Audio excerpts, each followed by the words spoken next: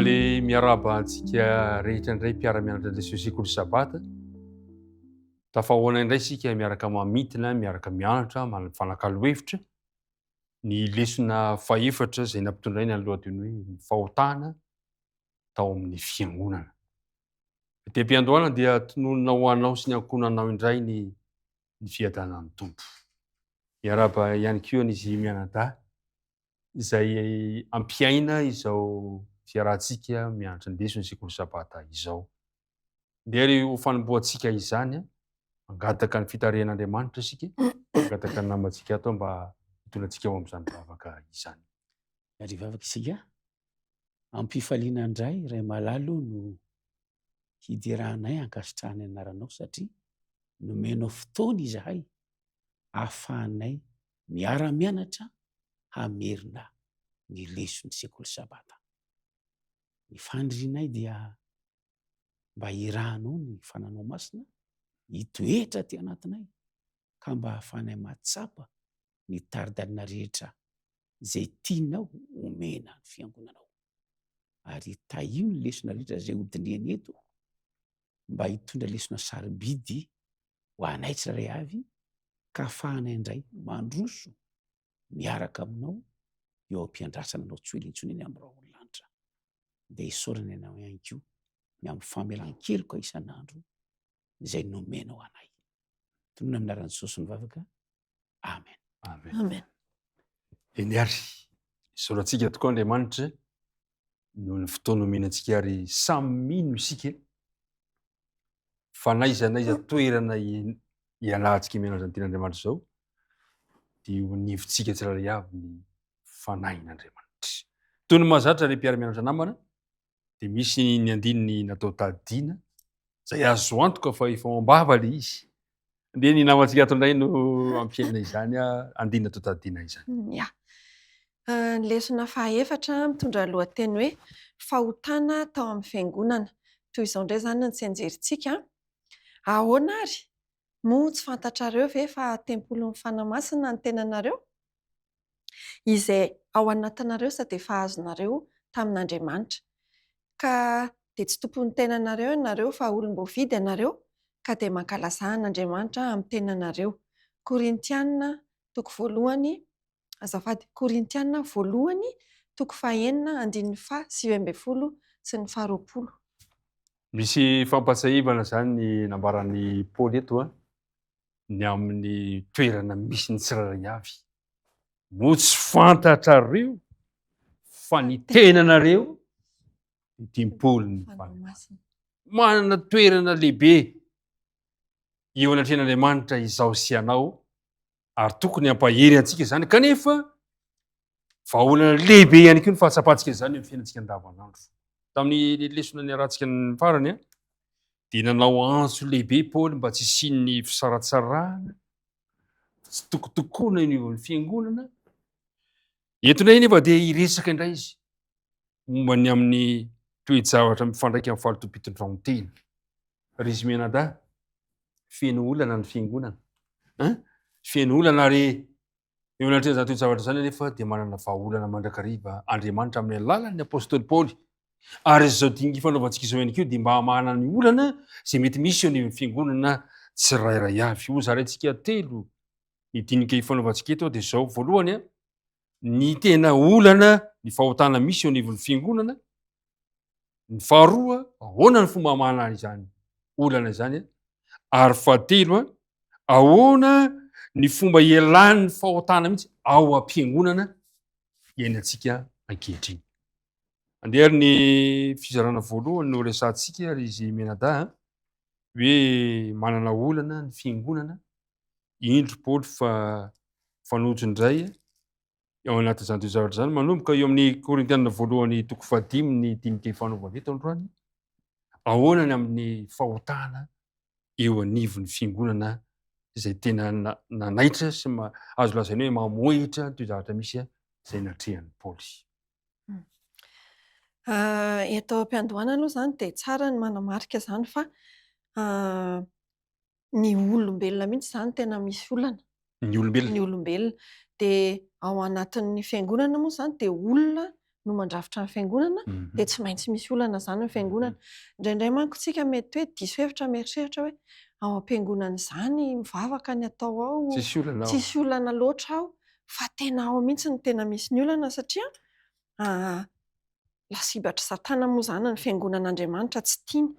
Dia rehefa miatrika an'izay olana izay tokoa izany dia ny atao amin'ny tantaran'ny fiangonana resahan'i Paoly dia tena nisy ota mamoehatra mihitsy tao amin'ilay fiangonana vao manomboka eo amin'ilay Korintiana 1:5 dia misy teny hoe efa re marina fa misy fijangajangana aty aminareo, fijangajangana izay tsy misy tahaka azy na dia any amin'ny jentilisa aza. Fanambadiana anankiray izany izy ity hozy hoe misy anankiray manambady ny vadin-drainy. Eto izany dia tena somary tena taitra tohina mihitsy izany Paoly nahita ity fahotana ity miharihary ity, satria ny zavatra nisy izany tao rehefa vakiantsika itoko io dia toa neken'ny fiangonana ny fisian'izany zavatra izany, noleferina izany. Izany hoe fantatry ny olona rehetra tao amin'ny fiangonana zavatra maharikoriko, nefa zavatra tokony harikoriko satria efa voalaza mazava tsara ao amin'ny didy folo ny hoe aza mitsangajanga, indrindra moa fa io toetrana fanambadiana anankiray io dia voalaza manokana mihitsy fa fahavetavetana izy io. Dia izay aloha izany ny fanontaniana mipetraka hoe fa naninona loatra ity fiangonana ity no dia nisy an'izany olana izany tao anatiny. Ny zavatra misy aloha izany dia hoe nisy fahajambana teo amin'izareo. Tsy fantatsika hoe mety hoe nanan-karena ve ilay lehilahy, satria zavatra matetika mitranga tokoa izany izay mampalahelo hoe rehefa manan-karena ny olona iray dia manotoana fiangonana, ny fahotany sady asaromana amin'ny hoe kanto ny fiangonana mila tombotsoa, mila tohanana koa ny fiangonana dia ho ditsita ny fahotana marera ataon'ny olona iray. Na koa anankiray diso hevitra reto mambra reto satria nisy fampianaran'ny Paoly anankiray izay tao amin'ny Korintiana 1 tao, 9:12 hoe satria zareo nampianarina hoe afaka ao amin'ny Kristy dia ny zavatra rehetra azo dia nanjary hoe zavatra rehetra azo atao, kanefa hozy izy amin'ny Paoly hoe tsy ny zavatra rehetra no mahasoa. Diso fandray an'izay tenin'ny Paoly izay sy izay fahafahana ao amin'ny Kristy izay koa angamba reto mambra reto. Ny zavatra misy re mpiara-mianatra namana somary manaitra izy ity, izy mianadahy koa lehibe tenin'ny Paoly hoe tsy nisy tahaka azy na dia tany amin'ny jentilisa aza. Ho an'ny jentilisa aza dia tena zava-doza, zavatra ratsy izany, fijangajangana, indrisy anefa tafiditra tao amin'ny fiangonana tao Korinto, tao amin'ny fiangonan'Andriamanitra izany toe-javatra izany. Ary ny tena nampalahelo aza dia arak'ilay teo amafisiko fotsiny ilay teninao teo, ilay hoe toa tsy nanaitra, tsy mampihetsy-bolomaso an'ilay fiangonana izy, toa tsisy malahelo, ahoana izy ity, ahoana momba mikasika an'izay ray aman-dreny mikasika an'izany toe-zavatra izany. Zay mihitsy ny zavatra misy hoe nisy izay zavatra izay mila mandray andraikitra izany inona ny fiangonana mba hanafoana izay fahotana izay. Satria eraky fiangonana zay mihitsy izy tena eraky fiangonana zany le izy io olana io. Noho izany no midingana tokony ataon'ny fiangonana zany dia tsy maintsy mandray fepetra manokana mba tsy hanimba ny lazan'ny fiangonana sy ny lazan'Andriamanitra. Ny zavatra tokony atao zany dia misy fepetra maromaro. Resahako voalohany zany inona moa zany zareo? Ireo fepetra zany mba ahafahan'ny fiangonana miaro izay lazan'ny fiangonana izay. Voalohany tokony atao zany dia zao, mila manao fitsarana maritana zany na meloka na tsy ilay inona izy ilay olona vory zany fiangonana efa meloka izy, efa meloka izy fa na izany tsy maintsy manio zany tsy maintsy mandalo fanadihadiana ihany zany aloha. Faharoa, manomboka eo zany dia zao rehefa tsy mety miala amin'inona izy amin'ny fahotana izay vitan'io lay olona dia tokony tsy miaraka amin'ilay mpanota na miara misakafo aminy. Raha mbola manino izy manizingizina ny heviny ihany io tsy mahafoy fahotany io mpanota io. Ny fahatelo de tonga am'le dingana fahatelo manaraka, manala lay mpanota ary manolotra azy ho an'ny Satana. Ny tiana lazaina zany de zao hoe rehefa misy ota zany tahaka zany amin'ny fiangonana tsy tokony taza-maso fotsiny zany. Tsy tokony tazama fa mamila mandray andraikitra ny fiangonana. Tokony hijery fotsiny Tsy zany. tokony hijery fotsiny. Satria efa fahotana mianaka lay izy ary rehefa atraizatraiza zay teo zavatra zay ary ny Paoly moa de somary mafimafy mihitsy aloha le tenin'ny Paoly teo. Mafy aloha le izy. Mafy izy Paoly hoe Kanefa- izy sorotsy eo aminareo zany olona zany. De faharoa izy Paoly hoe lazainy hoe atolotra ho an'ny Satana izy. De ry ambanimbany ery hoe mba tsy aroaro azy ianareo. Tsy miara misakafo aminy. Tsy miara Miara-misakafo aminy. Tsy mifanga. Ry mpiara-mianatra namana, tena fahotana mamoeitra eo atrehan'ny fiangonana ny zavatra natrehan'ny Paoly. Tsy moramora le izy. Tsy moramora ka inona ary ny mba vahaolana azo ikaroso mba hikarakarana ny fiangonana satria fiangonana tsy maintsy arovana. Na izany aza aloha le tenin'ny Paoly tao masika teo aloha zany de ao anatina tontolo-kevitra anankiray mazava ihany kosa e. Manarona. Satria manko ny Zay aloha izy. tontolo-kevitra misy antsika amin'izao mankony a, misy fahasamihafana kely ihany amin'ny tontolo-kevitra tamin'ny andron'ny Paoly satria raha ny teny an'ireo tenireo Paoly ho an'ireo membra ny fiangonana tao de inona fa takatry zareo tsara inona ny tiany ambara. Ohatra zao zany hoe hanolotra izany anankiray izany ho an'ny Satana hozy izy. Zany zany de fomba fiteny ilazana hoe avela le olona hijinja ny fanapahan-keviny. Zany hoe Satria le olona fa resin'ny fitarihan'ny Satana tsy mahatonga le fakapoanahy. tsy matohatra sady mbola tsy miala izy.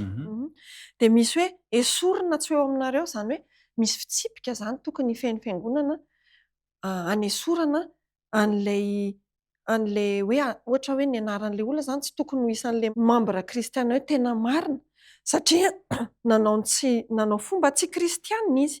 De ohatran'izay koa ny hoe aza miara-mihinana aminy ozy izy tamin'ny androndry Paoly zany fiaraha-misakafo zany de midika hoe mitovy ny soatoavinay. Ka raha ohatra zany le olona miara-misakafo de ny dikan'izany zany de ohatrany hoe zay samy mpijangajanga ohatra. Zany hoe tsy nahazo avela hanjaka mihitsy zany ty fijangajangana ty satria mifindra le toe-tsaina any amin'le olona. De ny fanontaniana mipetraka hoe ahoana zany ny nikarakarana an'ilay olana tao anatin'ny fiangonana. Ny zavatra tenenin'ny Paoly voalohany indrindra aloha zany de zao hoe tsy tokony hisy kory zany le hoe adiady ao am-piangonana satria misy fandaminana ady manko zany resahan'ny Paoly atao amin'ity tsy fijangajangana ihany fa misy maromaro izy ato. Ny zavatra tsara homarihana fotsiny de hoe tsy heloka be vava le resahan'ny Paoly ato amin'le Korintiana voalohany ato le toko fahaenina tsy heloka be vava zany satria ny teny manko Paoly ozy izy Paoly hoe raha misy ady ozy izy ao aminareo de tokony mba misy manam-pahendrena nareo mandamina an'izany ao anatiny. De midika ve zany fa hoe i Paoly zany ve tsy tiany hitsarana an'ilay ady any amin'ny fitsarana hoe fampitory any amin'ny fitsarana le membre. De ny teny tokoa izy hoe tsy tsara le fampitory any amin'ny fitsarana fa zao tsy le heloka be vava ny resahany fa le ady ao am-piangonana sahala amin'ity anankiray fijangajangana ity. Io zany de tokony hananan'ny fiangonana fitsipika mihitsiny ny hamerana ny fahotana toy izany. De hita moa zany fa miorina amin'ny soratra masina mandrakariva Paoly eo am-pamahana an'ilay olana eo amin'ilay famahana an'ity olana anankiray ity satria na i Mosesy koa aza de nanoratra lalàna momba an'izany fijangajangana izany de i Paoly ihany koa zany mamaha an'izay olana izay araka ny soratra masina. Ny tiako tsipihana kely mahafinaritra be lesona. Aza adino zany fa tsy maintsy azavaina tsara ny fahadisin'le olona mba hahafahany manaiky hoe tsy mety io zavatra ataony io ka mba hitarika azy ho amin'iny ty izy fibebahana ny tanjona zany de zao efa nanoloran'ny Kristiniaina io olona rehetra ohatrany solafaka ihany fa ny zavatra misy manko matetika rehefa misy olona tratra n'izay zavatra de ohatrany tonga de maninona miatakataka daholo ny mpikambana rehetra ohatrany hoe eo anao avelanay fa zay hiatakataka fa lela lehibe. Ka nisy adinako kely tokony ho adiny zao azadino zany fa ny famonjena zany eo ambadika, ny famaizana zany de fitiavana mitarika ao amin'ity izy famonjena fa tsy sanatria falilikiliana. Izay mihitsy le nisy adiniko kely teo amin'ny Korintiana voalohany toko 5:5 hoe i Paoly mihitsy miteny hoe mba hamonjena ny fanahy. Zany hoe tsy le famaizana araka ny eritreritry ny olona anazy zany le izy hoe faizina de tena ariana le olona tsy izay fa hamonjena azy kay ny antony anaovana an'le fitsipika ary tsy mahafaly andro anaovana moa zany le tsy izy mahafaly. fa hoe atao zany ohatrantsika mananatra ny zanaka tiana ihany io e zanaka tiana ny fahizintsika. Le mpiara-mianatra namana tsy mora ny zavatra natrehan'ny Paoly, sarotra mamaha olana amin'ny mikasika amin'ny resaka fanambadiana indrindra n'le hoe fitsangatsangana. Ary raha antsika mahafantatra ihany fa eto amin'ny faritra misy antsika, eto amin'ny toerana misy antsika izy de anisan'ny raha sarotra indrindra de ny fitsarana azy. Fa isaorana efa Andriamanitra fa izy ireny kay tsy hanapitehana olona fa hanarenana azy. Ny mpitsara tsy nanilika ny momba ny asa mpitsara mihitsy Paoly. Ary eto de mitonam-bavaka ho anareo zay mianao zany andraikitra zany satria asa masina anie itazonareo e. Ary tena fantatra fa manao fanarenana. Ary kanefa ao anatin'le fanarenana de tsy maintsy mifandaminana napetraka Paoly. Mazava tsara ny tenin'ny Paoly hoe esoro aminareo izy a de aleo izy hitsinja zay vokatry ny nataony a aza miaroaro azy kanefa tsy ankilany kosa misy fanarenana zay ambara azy ary fantatsika tsara raha mijery ny tantara sika fa ity le ninandry tamin'ny vadiny Raintingy de niova ihany izy taty aoriana nibebaka izy ary fantatra fa niverina teo anivon'ny fiangonana fa ny zavatra anankiray fotsiny a misy anankiray teo zavatra anankiray le averiko ny mandeha le lazain'ny Paoly ty le hoe misy amina nalahelo ao izy Paoly fa misy aminareo izy manana ady hoentinareo any fitsarana fa maninona no hoentinareo any fitsarana izy Paoly fa nga araka ny tenao teo fa nga tsy misy olon-kendry eo aminareo ary tena zavatra anankiray zany a mila mitandrina isika eo anatrehan'ireny toe-javatra ireny ary izay zany anisany hoe marina fa azosika atao ny miaro ny fiangonana fa rehefa miaro ny fiangonana isika de ataovy arak'izay tantanan'Andriamanitra taratana zay apetraka Andriamanitra ny am'izay fitantanana fiarovana ny fiangonana satria fantatry Paoly fantatsika tsara fa tena nasarotiny tanteraka ny Paoly ny fiangonana ny maizy azy ny fiangonana tena sarotiny mihitsy Paoly teo amin'izany momba ny fiangonana zany ary tokony mba izany koa isika de manana marana ny namako mameno an'izay teneninao izay ihany aho hoe ny mety loza hitranga koa manko rehefa hoentintsika any amin'ny fitsarana ny adintsika ohatra hoe hoentintsika any amin'ny olona izay tsy mivavaka ohatra de matetika le izy a zay olona manana toerana ambony ohatra no tafavoaka amin'ny fitsarana matetika zany fitsarana eto tany zany a rehefa tsy ao anatin'ny fiangonana natao de mitanila le izy de mila misaina ampamasinana zany a eo am-pamahana ny olana. Ary zany zavatra zany ngefa nisy tamin'ny tontolo romanina nefa nisy an'izany a ny manan-karena ihany no mahazo rariny zay ambony toerana amin'ny ara-politika ihany no mahazo rariny fa ny ankoatran'izay zany de miravoravo tanana eny a ny tsirairay avy. Zay ny fizarana faharoa resantsika fa hiditra amin'ny fizarana fahatelo sika zay azontsika lazaina hoe ngeza be satria fantatsika tsara fa ny tena tanjon'ny Paoly zany de mba tsy siny ilay fahotana mamoehitra eo anivon'ny fiangonana inona ary ny fomba atao inona ny tara-dalàna meny lesitsika tamin'ny toerana ty ny fomba ahafahana miala am'zany fahotana zany raha lazaina zany de hoe inona no fanefitra ty fahotana zay tena mamoehitra ty de ny fitsangatsangana inona ny fanefitra azontsika hifampizarana amin'izao androany izao. Tsara be ny lesona ary mino fa raha-mpiariny ty lesony ty de ho foana tanteraka zany miady lady ao am-piangonana ao ary ilamina ny fiangonana fa indraindray manko izy ty ohatra lasa teoria lasa fanifampiarana zany nohatra ny tsy tena ampitsara ka ny vahaolana zany dia ty voalazan'ny Korintianina voalohany toko 9 ny 9:120. Ny andinina atao tadina io atao tadina io fa nitsipirako de hoe moa tsy fantatrareo fa ny tenanareo dia tepolony fanahy masina. Io zany aza vahaolana lehibe zany de zao efa nantsoina ho amin'ny famasinana ny kristianina ary azadino ankio fa ny tenantsika anko de an'io izy tempoly inona mihitsy fanahy masina anisy zany tsika any Kristy isika ka raha ny Kristy isika tsy ho tratrany iny izy tsy ho tratran'zany olana isan-karazany zany vatan'ny Kristy tsika tsy afaka maka andratsam-batan'ny Kristy mihitsy tsika ka iny izy de iny izy ho tafalatsaka any anatin' izy fa ho tana ary ambadika ary fa tokony hanan-danja tokony hitarika saintsainy isan'andro mihitsy zany satria tena manan-danja zany hoe ny vatako ny vatanao de inona tempoly ny fanahy masina noho izany tsy fananako zany ty fa faranan'izy fananany Kristy zay le hoe olom-boavidy olom-boavidy ianareo ka ianareo. mankalazan'Andriamanitra amin'ny tenanareo. Ina no fampatsivam-pôly satria zany le hoe ny vahaolana zany mba ialana amin'ity toetra ratsy mazava tonga de direkta ny resantsika ity ny fitsangatsangana de inona ny tena ny tarihan'ny poly mba tsapahantsika an'izay zavatra zay le hoe tenanao de tempoly fanahy masina ohatra nisy fizatra andraisanao le diso fandray am'le fanafahana Fandray.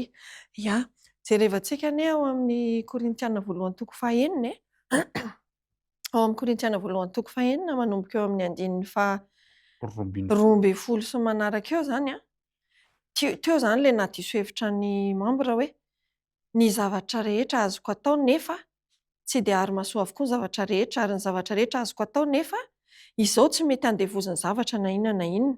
Eo amin'ny andininy fahatelo amby folo ny hanina de ho an'ny kibo ary ny kibo ho an'ny hanina nefa samy ho levon'Andriamanitra izy roa fa ny tena kosa de tsy ho an'ny fijangajangana fa ho an'ny tompo ary ny tompo ho an'ny tena satria zany zao ny zavatra niseho tao.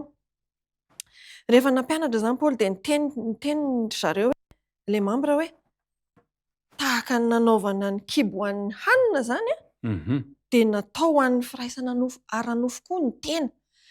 De eo no nahitsy ny Paoly mazava le izy hoe tsy izany ka tsy hoe tsy izany mihitsy nanaovan'Andriamanitra an'le izy satria manko zany lasa le fahafahana zany lasa fanaovana zay danin'ny kibo ny afarany de diso le izy fa ozy izy hoe tsy ho an'ny fijangajangana ozy izy fa ho an'ny tompo ny tena.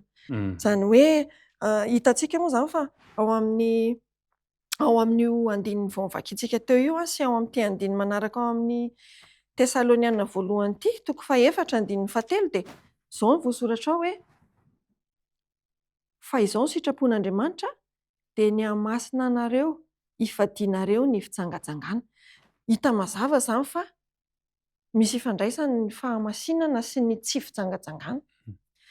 Ny atao hoe olona masina zany de tsy mijangajanga ary ny fijangajangana moa de misy anankiroa le ara-nofo sy le ara-panahy kanefa ireo matetika mifandray. Le kamokampobeny le famaritana le hoe fijangajangana dia fampifangaroana ny ara-dalàna sy ny tsy ara-dalàna, ny izy sy ny tsy izy, ny masina sy ny tsy masina, ny fampifangaroana ireo natao hoe fijangajangana zany ary zay le misy hoe fijangajangana ara-nofo le resantsika niditra tao fiangonana fa misy koa nefa fijangajangana ara-panahy zay azo lazaina hoe mamohitra tanteraka. Ny zavatra misy zany mpiara-mianatra namana de zao nafana tamin'ny fahotana isika fa tsy nafahana mba hanota.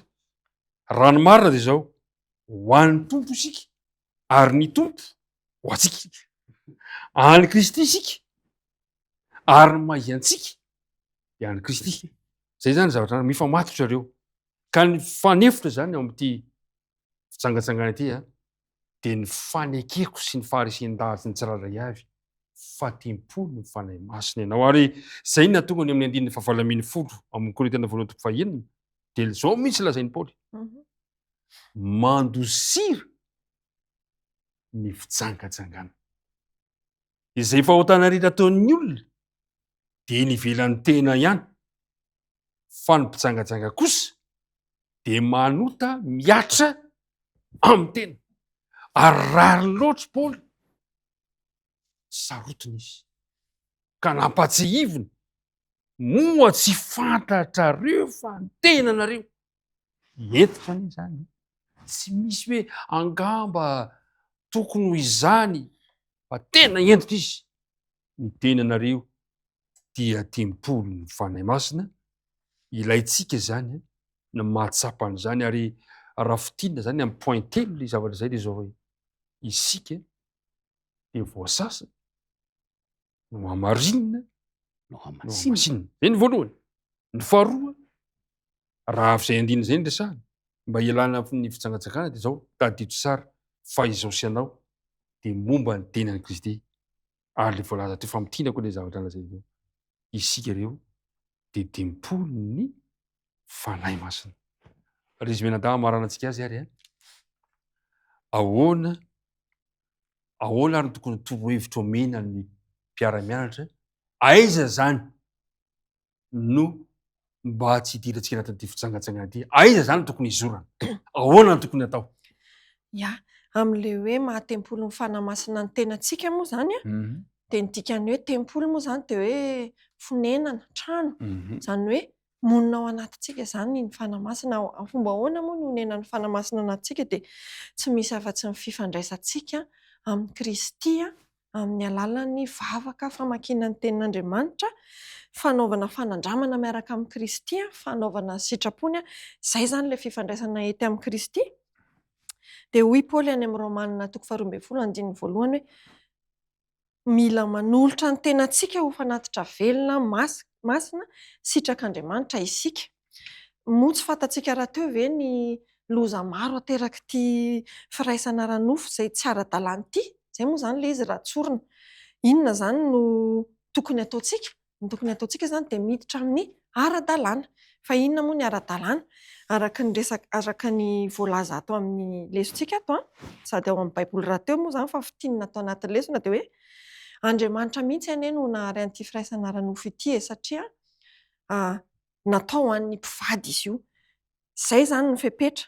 Andriamanitra no nahary ny firaisana ara-nofo nefa ao anatin'ny fanambadiana ihany no tokony hanaovana an'izany. Zay zany le hoe vahaolana ahoana ny tsy hidirantsika amin'izany de zay tokan'izay ihany. Miditra ao anatin'ny ara-dalàna. Ara-dalàna. Fa ny zava-misy nge ankehitriny be dia be ny tsy ara-dalàna. Zay zany ny zava-misy. De lasa sahirana ny fiangonana. Fa tokony mipetraka tsara miditra ao anatin'ny ara-dalàna de voaro isika. Ary ny tinambara ihany koa de zay hoe natokana ho an'ny mpivady ihany ngamba ny disy ny fomba mpivady. Zay le izy. Ny azo lazaina zany de zao hoe ny mpivady ara-dalàna de tokony hankafy ny firaisana ara-nofo ara-dalàna amin'ny vadiny. Ary zay nahatonga ny Paoly. Paoly moa somary nisy torohevitra kely ihany napetraky Paoly tao anatin'le izy hoe raha ohatra izy ka zany zavatra misy aleo tsy manambady. Kanefa izy tsy nametraka didy. Tsy nametraka didy izy. Fa moa ho an'izay manambady aza mitady zay isarahana. Ary lazainy ary amin'ny bokin'ny Hébreo, aoka nakajy amin'ny olona rehetra ny fanambadiana. Ary ny zavatra anankiray nefa de nilazain'i Paoly nisy ny teny koa Paoly hoe ary ho an'izay tsy manambady izy janona ho mpitovy tsy maninona. Fa nampitandreman'ny Paoly indray de zao ny zavatra nisy indray de lasa natao mitady atao lalàna teo amin'ny fiangonana zany toe-javatra izany. Ka ozy hoe aoka tsy hiditra eo anatinareo izy ny fampianaran'ny démonie ka mandrara olona tsy hanambady. Fa ny zavatra anankiray lazain'ny Paoly de zao hoe araka ny voalaza teo hoe Andriamanitra no nahary ny fanambadiana, Andriamanitra no nahary ny firaisana ara-nofo. Ry mpiara-mianatra namana isany ataovy ho tombotsoa antsika ny fanomezana nomen'Andriamanitra antsika.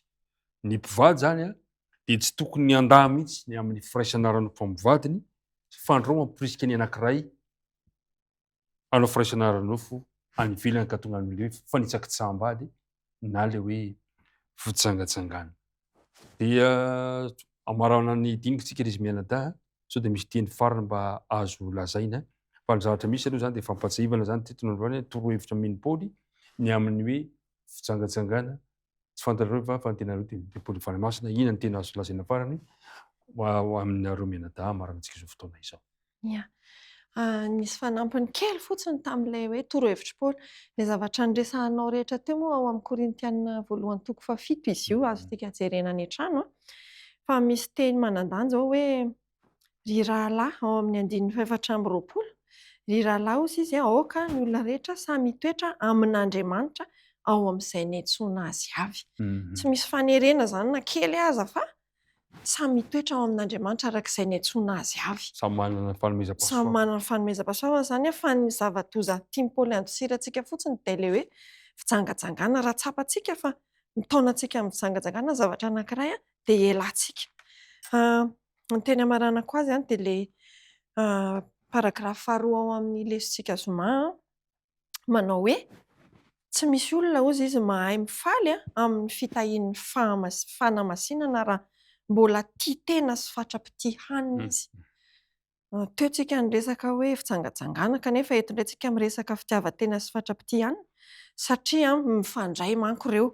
Mahatalanjona ny fahafahan'ity vatantsika ity miaro tena amin'ny fanararaotana natao aminy, kanefa hozy izy ny fahazaran-dratsy mitohy eo amin'ny fihinana sy ny fisotro dia ampalemy ny asan'ny taova rehetra ao amin'ny vatana dia manjary tratry ny fahotana zany tsika, mora mirona amin'ny filan-dratsy itsika dia tandremantsika hatramin'ny fomba fihinantsika sy ny fisotrotsika zany amin'ny mahatem-polo ny fanamasina antsika. Ny hafatra tiako amaranana azy amin'ity andro an'ity dia ilay Korintiana voalohany toko 4:20, fa olom-boavidy ianareo koa dia mankalazan'Andriamanitra amin'ny tenany. Tadidio zany fa novidiany Jesosy tamin'ny rahasoany, tsy vola fa ny rahasoan'i Kristy. Dia ny fandriana dia izao ny ahatonga antsika ho vavolombelona amin'ny toerana rehetra izay andehanantsika. Re mpiara-mianatra namana, ny azo antoka zany dia izao rehefa foana tanteraka ny izao amin'ny olona anankiray, rehefa roana tsy ao amin'ny fo ny Andriamanitra tsy izy rehetra, dia ny firotsahan'ny fanahy masina no mameno ny mpanga rehetra. Ny olona toy izany dia manana finoana izay miasa amin'ny lalàna fitiavana ary manadio ny fanahy ho afaka mifaly toy ara-pitondran-tena sy ara-panahy rehetra. Tompo anio mombanao, misaotra tamin'ny fiarahana hatramin'ny farany, misaotra ireo mianadahy ihany koa niaraka nanafana izao dinika ny fanaovana izao. Azadino fa tempolo ny fanahy masina izao sy ianao. Dia ny teny farany manao hoe koa dia mankalazà an'Andriamanitra amin'ny tenanareo. Behivavaka resika ankehitriny. Andriamanitra ray be fitiavana, misaotra anao noho ny fotoana nomenao anay ka nahafahanay ny fanakalo-hevitra tamin'ny teninao teto androany. Nisy ota izay namoetra teo amin'ny fiangonana ary mety mbola misy zany amin'izao vaninandro iainanay izao. Omeo anay tsirairay avy ny fahendrena amin'ny alalan'ny fitarihan'ny fanena masina mba ny taridalana amin'ny sitraponao no ahafahana manarina sy manala ireny toe-javatra ireny. Aoko tsapanay fa izahay dia tempolo ny fanena masina. Mitahiny tokantrano rehetra aoka mba samy anakajy eo mason'ny olona ny tokantrano izay misy anay avy. Anao nomeny taridalana rehetra ihany koa ho an'ny mpitovo mba hitondra tena araka ny sitraponao izy ireo. Tononona sy angatanay ny vavaka noho ny amin'anaran'i Jesosy. Amen. Amen.